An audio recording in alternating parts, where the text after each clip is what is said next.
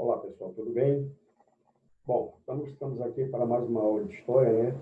Hoje a gente vai trabalhar a economia brasileira na República Velha. Tá? Lembrando que República Velha é aquela fase que vai de 1889 até 1930, ok?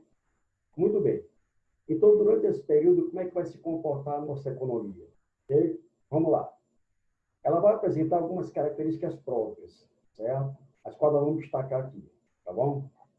Então, por exemplo, olha só. Vai haver manutenção das estruturas arcaicas de produção. Como assim? Aquelas mesmas estruturas que nós tivemos no período colonial, excluindo a escravidão, já que a escravidão nesse período já havia acabado, certo? Mas as estruturas de produção da nossa economia vão continuar baseadas no latifúndio, no campesinato e na agroexportação. O Brasil continua sendo produtor de matéria-prima agrícola para exportar. Então, não vai haver grandes alterações em relação ao que foi no período colonial e também durante o Império, certo? Outra coisa aqui que nós temos é uma grande fragilidade do mercado interno. O mercado interno brasileiro ele nunca conseguiu se consolidar até esse momento. Então, é muito frágil, né? Poucos investimentos por parte do governo, as indústrias que se estabeleciam, algumas não tinham condições de se sustentar, em função da incipiência do mercado consumidor interno, certo?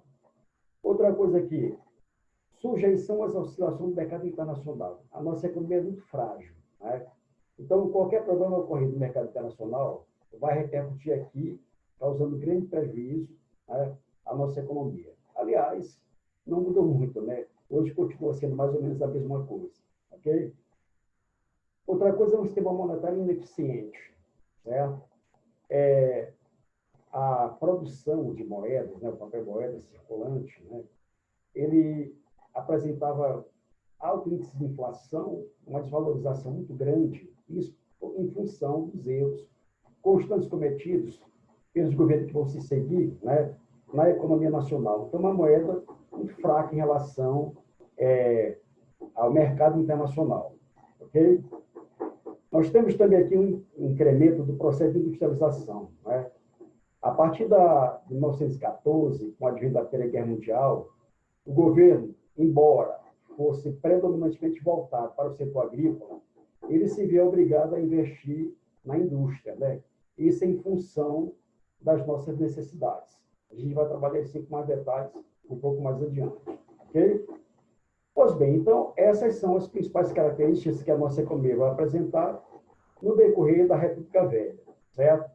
Vamos trabalhar agora quais foram as principais atividades que mais se destacaram, ok? A começar pelo café. O café, ele já havia sido o grande produto da economia brasileira lá no Império, certo? Nós já vimos em aulas passadas que o café ele vai ser o responsável pelo equilíbrio da nossa balança comercial e da nossa economia de maneira geral durante o segundo reinado, né? Ou o segundo império. E ele vai continuar aqui na República Velha como sendo a principal atividade econômica, ok? Aqui nós temos, por exemplo, o quadro, né? Café de autoria do pintor Pedro Portinari, certo? Para ilustrar aqui. Pois bem, só que a nossa economia cafeira, aqui durante a República Velha, ela vai apresentar alguns problemas, e problema grave, diga-se de passagem, certo? Tá? Qual foi esse problema? Olha só, gente. Então, durante a República Velha, o café ele vai passar por uma crise de superprodução. A produção ela crescia cada vez mais e mais, entendido? Só que enquanto a produção crescia no ritmo acelerado, as exportações do café não vão acompanhar o mesmo ritmo, certo? Então, logo, logo, o que nós vamos ter aqui? Nós vamos ter muito café que não consegue ser estocado para o mercado internacional, causando, assim, grandes prejuízos aos cafeicultores, ok? Agora, uma coisa que nós não podemos esquecer é que a classe social que, nesse momento, está no poder no país são as oligarquias rurais, tá? E, entre elas, a oligarquia cafeeira, ok? Então, é lógico, os cafeicultores exigem que o governo intervisse na situação, né? Ou que se buscasse uma solução para resolver essa questão da crise do café aqui na República Velha. Então, para isso, o governo vai se reunir com os cafeicultores no chamado Convênio de Taubaté. O que é que tem que ser esse Convênio de Taubaté? Lembrando que Taubaté é uma cidade do interior de São Paulo, né? Então, nessa cidade, o governo e representantes dos cafeicultores se reuniram, tá, para buscar uma solução para resolver a crise do café, certo? Pois bem, então, durante o Convênio de Taubaté, houve várias discussões, vários debates em torno do assunto, né? A busca por uma solução para a crise de superprodução do café e, finalmente, chegou-se a uma conclusão. Né? Essa conclusão a gente vai chamar de a política de valorização do café. Tá? Então, foi a solução encontrada por eles durante essa reunião. E em que consistia essa política de valorização do café? Ora, ficou estabelecido o seguinte: todo o café que não fosse exportado seria comprado pelo governo, certo? E estocado, armazenado temporariamente, certo? Então, com isso, o cafeicultor não tinha prejuízo, porque todo café que não foi exportado, o governo compra, garantindo assim o seu lucro, tá? Quem vai ficar com prejuízo é o governo, certo? Mas o governo, ele vai fazer o seguinte: ele estoca esse café temporariamente, esperando, ou na esperança de chegar uma oportunidade melhor, para que esse café estocado fosse comercializado com o mercado internacional. Né? Agora, diga-se de passagem, essa melhor ocasião que o governo esperava, ela nunca vai chegar, certo? Então, o governo vai ficar com esse prejuízo, ok? Para bancar os custos, né, dessa operação, a compra e a estocagem do produto, o governo tomava empréstimos no exterior, certo? Endividando ainda mais o país, ok? Então, isso aqui é uma política suicida que o governo vai adotar, né? Aí você perguntaria, mas como é que o governo vai adotar uma política dessa, sabendo que isso pode gerar prejuízo? Ora, pessoal, não esqueça, quem está no poder são as oligarquias rurais, principalmente a oligarquia cafeeira. Então, ela vai se beneficiar com isso, tá? Ela não vai acumular prejuízo com isso, ok? Muito bem. Então, o café, aqui no decorrer da República Velha, ele vai iniciar sua trajetória de crise no país, né?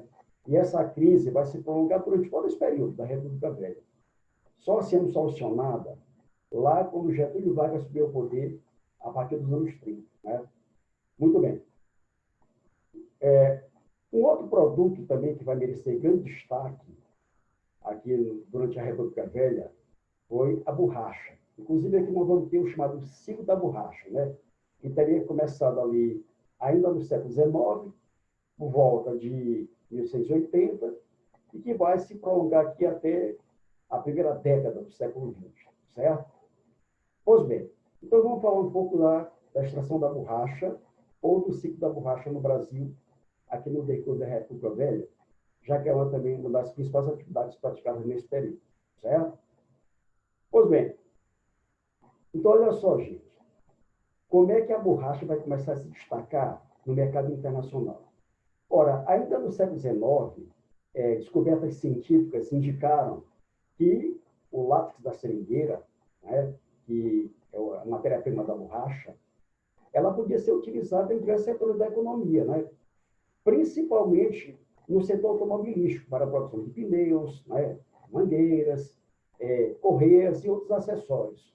Lembrando que, nesse momento, a indústria automobilística estava começando sua trajetória de ascensão, ok? Pois bem, então, com isso, houve uma grande euforia em relação à Amazônia, porque na Amazônia brasileira, certo? Estava concentrada os grandes seringais do mundo, né? Consequentemente, é a maior fonte de produção dessa matéria-prima em todo o mundo. E vai haver uma corrida de grandes empresas em direção à Amazônia, exatamente para obter essa matéria-prima, certo? Que vai ser bastante utilizada não só na Europa nesse momento, mas também nos próprios Estados Unidos, ok? Pois bem, com isso, grandes fazendeiros, né, ou como a gente vai chamar de aviador, né, eles se estabelecem na região, contratam mão de obra de, principalmente, imigrantes nordestinos que correram para essa região atraídos pela disponibilidade de empregos nessa área, certo? E vão começar a produzir de uma forma extensiva, certo? Muito bem. Então, os imigrantes vão se empregar como seringueiros, tá? e vão fornecer toda a sua produção para esse aviador. Então, esse aviador, ele vai pagar ou em dinheiro, ou então em troca de produtos de subsistência, né? A condição social desse seringueiro, né, desse imigrante que correu para a Amazônia em busca de trabalho, né, e que vai se entregar como seringueiro para esse aviador, era péssima. Ele praticamente era um escravo desse aviador. Por quê? Porque ele é obrigado a fornecer semanalmente uma produção, tá? E como ele tem que consumir, ele tem que se alimentar, ele tem que sobreviver, normalmente ele está devendo ao seu patrão, né? E às vezes o que ele conseguia extrair não era suficiente para que ele pudesse pagar sua própria despesa. Então, nesse caso, o que ele tivesse de valor seria confiscado, né, pelo patrão para pagar a suposta dívida, e muitas vezes, né, até mesmo a sua esposa ou a sua filha, ela teria que servir de prostituta para conseguir dinheiro e assim pagar essa dívida, né? Então não era uma vida fácil que esse seringueiro tinha nessa área, ok?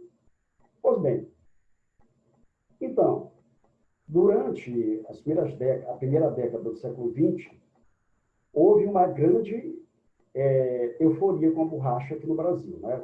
Então, o Brasil conseguiu acumular grandes lucros com essa borracha, tá? Com a exportação dessa matéria-prima para os mercados internacionais. Entretanto, já na segunda década do século XX, o que você vai observar é a decadência do ciclo da borracha no Brasil. Agora, por que isso vai ocorrer? Bom, basicamente são dois fatores que explicam esse declínio. Primeiro, nós temos o surgimento da borracha sintética, né? Nós temos aí a Primeira Guerra Mundial, que vai ocorrer entre 1914 e 1918, e durante esse período você tem a descoberta da chamada borracha sintética, ok? E também você tem a concorrência asiática. A Ásia, ela vai começar a jogar no mercado uma borracha de melhor qualidade e com preços muito mais acessíveis, muito mais baratos que a borracha brasileira. Então, com isso que você vai observar a partir daí é a decadência do ciclo da borracha no Brasil. Ok? Muito bem. E uma outra atividade que também se destaca bastante aqui na República Velha é exatamente a indústria. Tá? Olha só, gente. Durante a República Velha, as atenções dos governos que vão se seguir estavam basicamente voltadas para o setor agrícola, certo?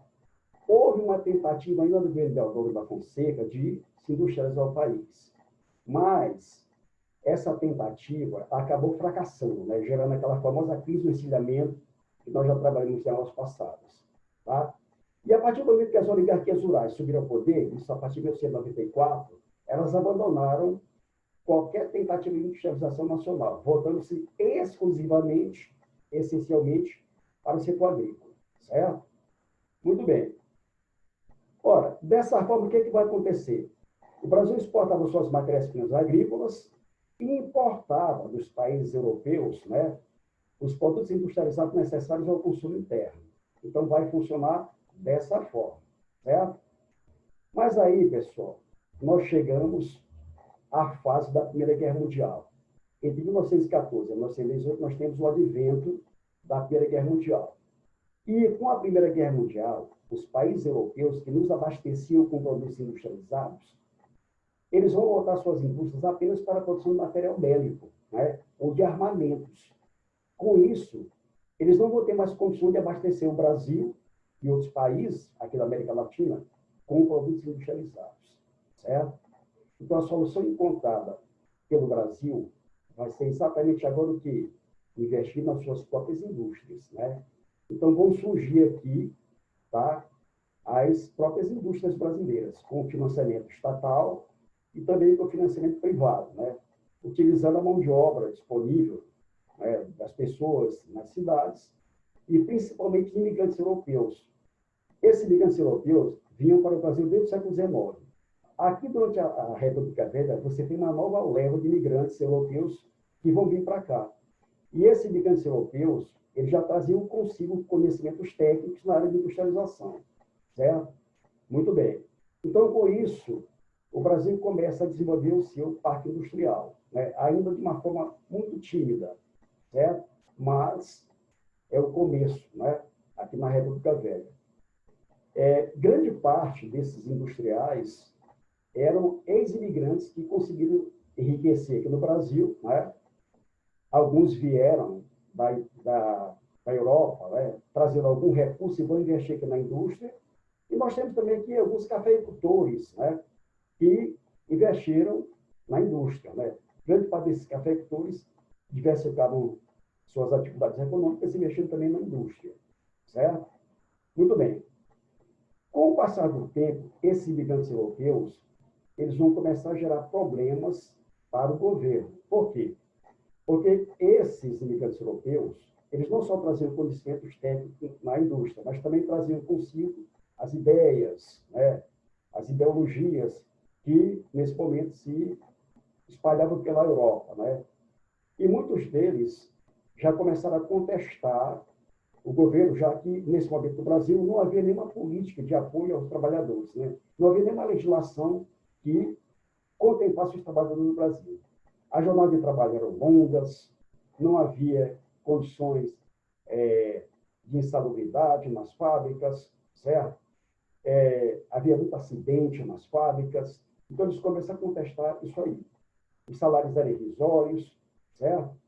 E aí a solução que o governo vai encontrar vai ser basicamente o seguinte: ao invés de trazer imigrantes europeus, né, que contestavam, que mobilizavam a classe operária, né, reivindicando leis trabalhistas, principalmente, o governo passou a trazer imigrantes asiáticos, notadamente japoneses, né, que não se preocupavam com isso, né, dedicavam-se apenas ao trabalho. Uma outra coisa que você tem nesse momento é a criação de uma lei chamada Lei Adolfo Gordo. Essa lei, ela estabelecia que qualquer imigrante que se envolvesse nessas questões trabalhistas, sociais, né, ideológicas, eles seriam repatriados, enviados de volta ao seu país de origem. Ok? Bom, então o café, a borracha e a indústria são as três atividades que mais se destacaram aqui na economia nacional no decorrer da República Velha, ok? Muito bem, então vamos ficar por aqui por hoje, certo? E na próxima aula a gente continua, ok? Então, um abraço, até a próxima.